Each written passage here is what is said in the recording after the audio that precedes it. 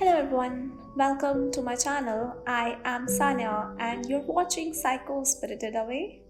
I wanted to talk about this topic on misery because each one of us have been in the state at least once in our lifetimes. It is normal human tendency to feel miserable if things don't go our way, and the five senses that we are provided are designed in a way that if not controlled, they go astray. We humans are given this life to do something better and use our intellect in a way that helps others as well as us. The difference between animals and humans is just that animals do not possess this intellect, and this is why they can't control their senses. And humans, on the other hand, can and have been doing it since all their lives. Having an intellect in itself is a superpower, but since we also have an ego, we forget to be grateful about the simplest of the things we possess, which are given to us only for a temporary time. How crazy is that, as everyone is so lost in themselves that we forget that one day we all shall die. I am bringing this topic in this video because having an ego is the cause of all our miseries. It makes us forget to be thankful and be humble towards others as well as God. I believe in God because I know this whole universe or even the other universes can't be created just by a mere accident. It definitely is created by a super duper intelligent force which us humans can't even dissect. Thinking about all these things makes me feel like a tiny particle whose existence doesn't even matter, but still I feel like I can make a difference. Why is that? I think at some level we all think this way, and this is the reason for me to believe that we all are energies of God itself. It is just that we keep forgetting about it, as there is no such reminder from Him to anyone. God wants all of us to have a free will and be all that we can be. But when we forget God, we start believing that we have limited capability as a human being. And that is when our misery starts. Let me give an example from my own life. When I used to think that I was merely a product of my own actions and never used to acknowledge the presence of my soul, I used to take limited actions and had only limited capacity to do work. I did not even know I could even control my own mind, and I have all the power to be as happy as I want to be.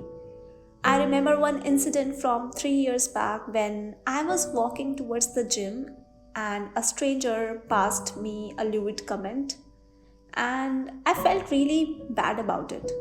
After completing my workout, I came back home and I was still a little upset about what had happened, and I carried that feeling with me for some days and even told my friends about it. Yesterday, the same thing happened to me, and since now I know it is not me and there is nothing I can do about it, so why waste my mental energy on it and feel sad about it? I just laughed it out and felt in control of my emotions. It all happened because I could take charge of my own happiness and mood. I know that there is an eternal soul in me and all of us which is unaffected by anything that we go through in life. It doesn't mean we don't take action because we know we are eternal souls, but it means we still need to take appropriate actions in the situations which are under our control and not worry about the things which are not. All the miseries like overthinking, stress, anxiety, anger, envy, jealousy happens when we forget the presence of our soul. When we are thinking from our mind, we are only a product of our emotions. Always remember that when you are stressed in life, you are forgetting what you already have, which is your eternal soul. Since our minds are physical in nature, it will eventually die, and hence it generates feelings of scarcity. For example, I have come across some people who don't feel like helping others or even sharing their knowledge, as they feel the other person will know something that they already know, and then it will make them less smarter. Or they think that the other person will take away their business or use it against them. However, they are forgetting that no one on this planet knows everything. And even if you gather crazy amount of information or even wealth, someone else is already doing a lot better than you. So, if the other person gets some help through you, you should feel encouraged about it rather than feeling bad. What the other person does with this information should be none of your business, as you are doing the right thing. If you keep your focus on others, you will never be able to work on yourself.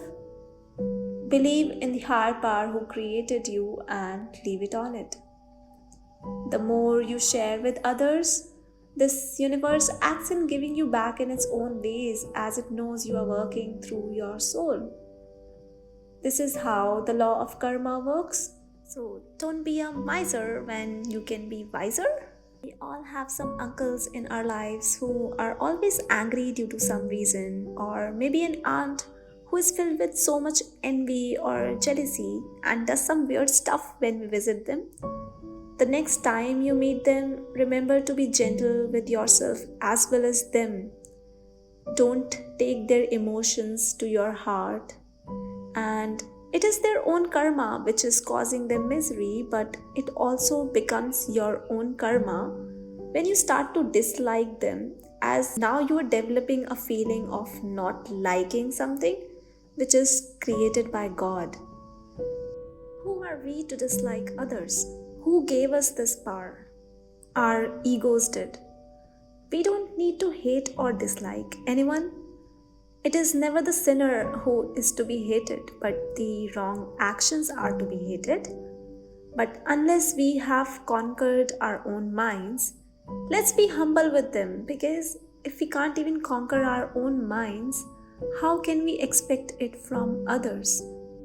If a small act which we feel is wrong is done by others can agitate us so much, then think about those who are taking wrong actions. What would be their state of mind? Generally, the anger or other wrong qualities which people possess is picked up because of the wrong information a person has taken from their surroundings. If we can just draw a line between the soul and our mind, that is when we can help others as well as ourselves to grow to a better consciousness. This is how we can heal each other. We all have made mistakes, no one is perfect, and this is why we are born on this planet. We all have a purpose in life, which is to grow our soul stronger, but this mind is to be conquered first. This conquering of mind is easy as well as difficult. Easy only when we surrender our ego completely, and difficult when we don't correct our own actions and even thoughts after knowing that our actions or thoughts are not right. When we act from a selfish purpose or with anger or hatred towards anyone or even ourselves, we lose our soul power, and then we end up in stress because we are not in charge of our own minds. Our superconscious soul knows right from wrong, and it weakens when we don't listen to it. Every time we take the right action, even if it is most difficult, that is when we grow our soul and add to our willpower. So before ending this video, I wanted to share one very beautiful verse from Bhagavad Gita on the soul, intellect and mind. And once we practice it in our lives, that is when we start seeing that all our miseries will go away, which is Evam buddhe param buddhva sanstabhyatma namatmana jahi shatrum mahabaho kama rupam durasadam, which means knowing the soul to be superior to the material intellect, O mighty armed Arjun, subdue or conquer the lower self, which is senses, mind and intellect, by the higher self, which is strength of the soul, and kill this difficult enemy called desire. So I believe Sri Krishna is not only talking to Arjun, but he's talking through Arjun. I really hope you like what I said in this video, and if you wish to differ in your thoughts, I would be happy to see them in the comments. Thank you everyone who is still watching, and I will see you in my next one.